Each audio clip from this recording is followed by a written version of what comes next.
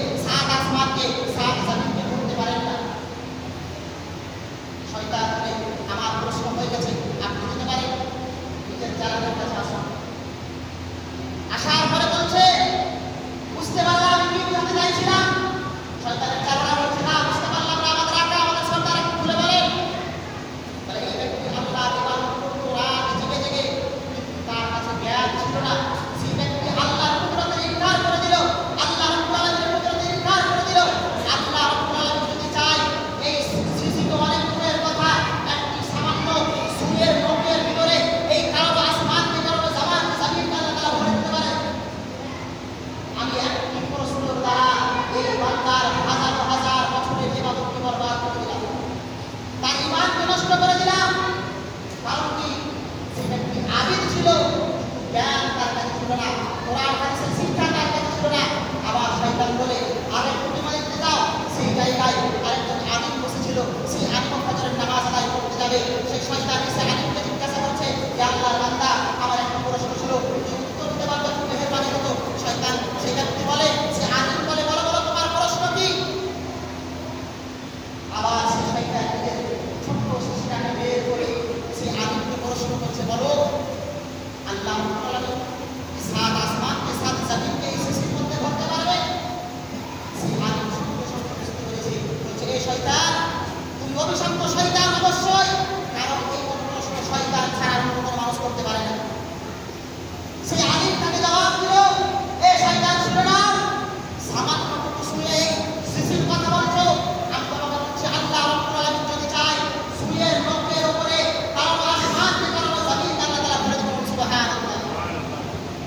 শয়তান সেখান থেকে ফিরে এসে নিজের জাহাজকে বলছে, দেখলে আলিম ইবাদত কর, কিন্তু আল্লাহ ইবাদত আল্লাহর জ্ঞান কোরআন হাদিসের জ্ঞান থাকার কারণে নিজের ঈমানকে সে ব্যক্তি বাঁচিয়ে নিল। সেই ব্যক্তি রাত জেগে জেগে আল্লাহকে ইবাদত করতে বান্দিগি করত, কিন্তু জ্ঞান না থাকার কারণে আর হাজার বছর ইবাদত আল্লাহর কাজ করতে পারত না। ঈমান হারা হয়ে গেল, বেঈমান হয়ে গেল। এই জন্য ঈমানকে বাঁচানোর জন্য জ্ঞান অর্জন করা অত্যন্ত জরুরি। আজকে আমার আপনার বাড়িতে কোরআন আছে, কিন্তু কোরআন তিলাওয়াত করার মালিক ভাইয়া, কোরআন শুধুমাত্র চালিশাটা হরফের জন্য আমরা তাকে নির্বিঘ্ন করে দিয়েছি। কিন্তু নবী আমার বলেন, তালাবুল ইলমি ফারিদাতুন আলা কুল্লি মুসলিমিন ওয়াল মুসলিমা, প্রত্যেকটি নবনারীর উপরে ইলম শিক্ষা করা ফরজ।